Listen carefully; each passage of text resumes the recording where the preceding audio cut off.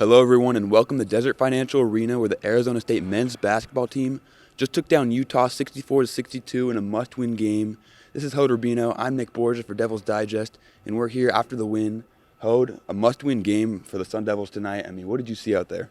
Yeah, I mean, you're absolutely right as far as being a must-win game, Nick, because after a 2-week plus COVID hiatus, they played against Colorado. Not a bad first half, but second half, they absolutely showed the rust, showed the lack of conditioning that is absolutely understandable when he had such a long COVID hiatus. So there's no doubt that on the one hand, this team was really motivated to get back on the winning track and fast. On the other hand, it really was a short turnover from Saturday evening until Monday afternoon, and this was, if you recall, also a game that had to be rescheduled due to COVID. So you really give ASU a lot of credit for bouncing back.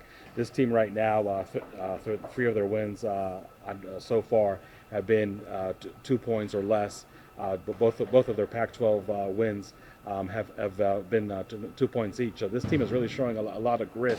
And even though it's been an extremely challenging season, as we all know, for Sun Devil basketball, sometimes when they're able to show that grit, especially defensively, they do come on top. So I don't think there's any way to really overstate how important this win was, even though Utah is a team that came into today with only one Pac-12 win. But nonetheless, ASU really had to earn everything that came their way. A real important conference win for a team that, with all their struggles this year, is only 2-3 in Pac-12 play. Not a bad mark, but obviously a lot of games to make up, a lot of games to be played in this Pac-12 season. Right, and 64 points for the Sun Devils tonight. Not a lot, but not a little. But I want to point out that they got the ball to 4 different players that had double-digit points. That's an important stat, being able to have that many scorers on your team that can put the ball in the net. And that's something we haven't really seen a whole lot of this year. So what do you think about that, Hode? Yeah, I think that the second half shooting has been superb. Again, a team that struggled a lot offensively, not only last Saturday night in Colorado, but really going back to earlier in the year, to shoot over 53% in the second half alone. And they only outscored Utah in the second half by 4 points. Utah shot just over, I think, 33% in the second half. But again, they really made the shots that count, and I think they might have given themselves a much greater breathing room if they haven't shot 25% from the free throw line in the second half. But this is a season, Nick, that nothing has come easily for Arizona State. I think what really impressed me is the bench play.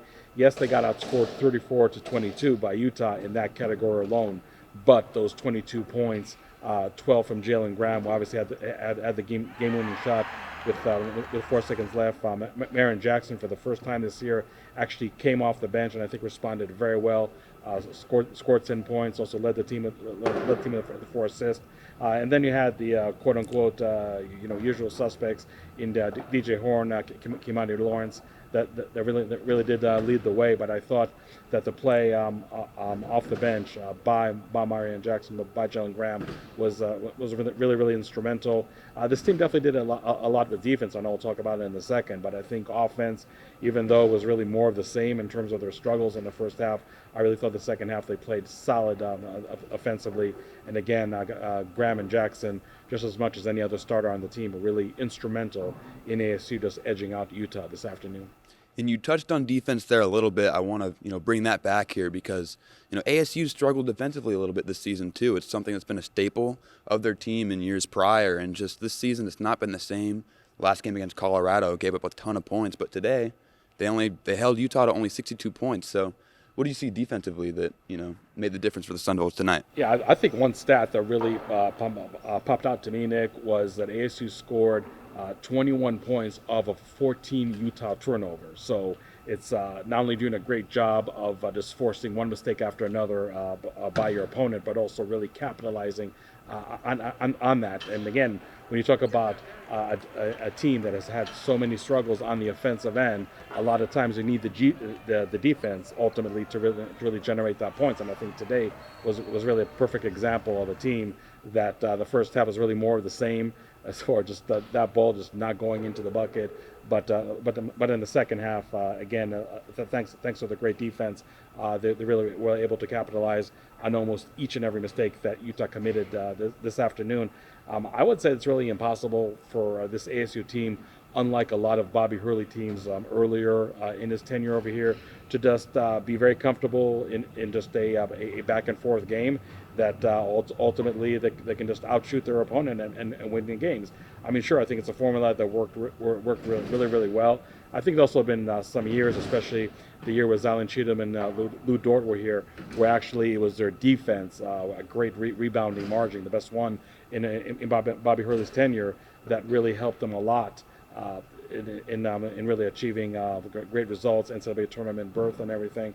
But I think the identity of this team, and I'm not saying it's necessarily a bad thing, but they really have to play solid defense, because it's just not a team that can afford to have their opponent shoot 40% from the floor, for example, because they end up going to shooting 45% themselves. Again, there's just no way to, not to belabor the point over here, Nick, but I mean, offense has definitely been a sore spot for this Arizona State team, but give them credit that in the second half they're able to flip the switch and play much better in that category, and also give them credit that that defensive grit that we saw in such impressive wins on the road against Creighton and against Oregon early in the year did rear its not ugly face but beautiful face, I guess, if you're an ASU fan, and the defense absolutely won this game for ASU.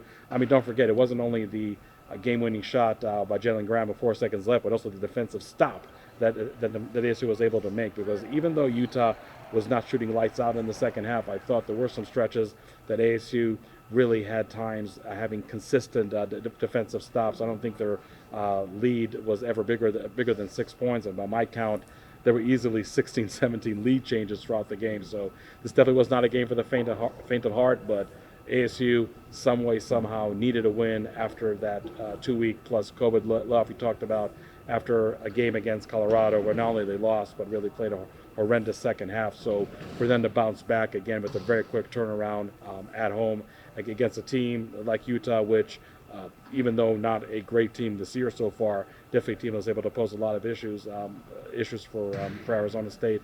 I really give the Sun Devils a lot of credit, and it's definitely a tough road ahead, no pun intended.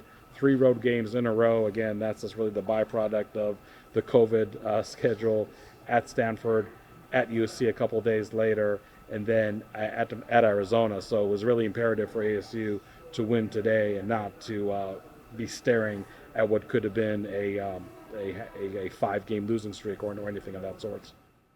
They'll look to carry that momentum into their road trip, as you mentioned, that's coming up. But that's about all the time we have for you guys today. For Hoder Bino and the rest of Devil's Digest, I'm Nick Borgia, and thank you so much for tuning in.